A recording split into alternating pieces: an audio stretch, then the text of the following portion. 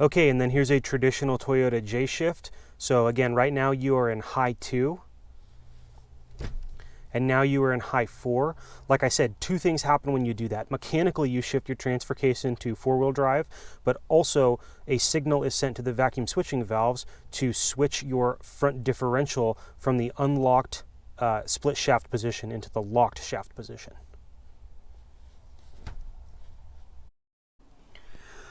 Okay guys, so what you're looking at down here are the vacuum switching valves. You can see the vacuum lines that run to them, and there are lines that run from here over to your transfer case, so that way when you shift your transfer case into 4-wheel drive, these vacuum switching valves actuate.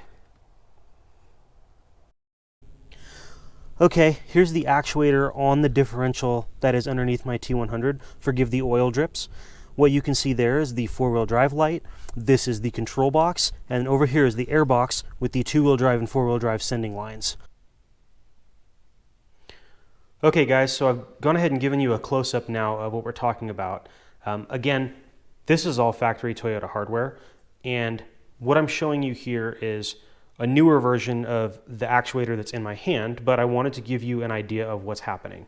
So if you look on the shift rod, there's a slot drilled right there, and that is for the shoulder bolt to sit in, or what we're calling the control bolt.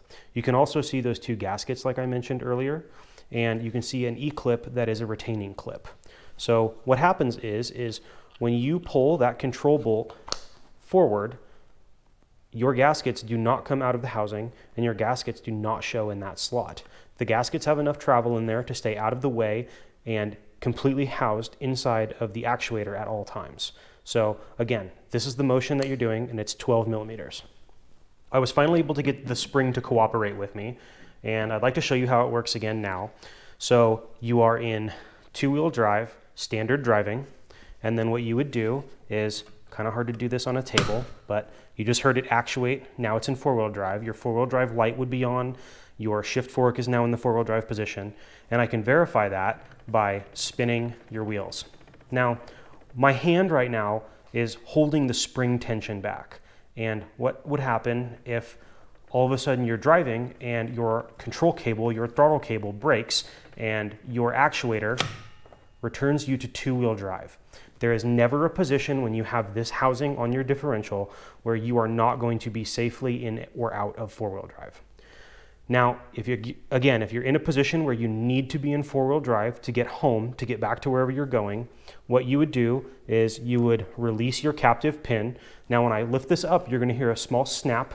That is the spring releasing its tension. There you go. Now what you would do is you would manually shift into 4-wheel drive.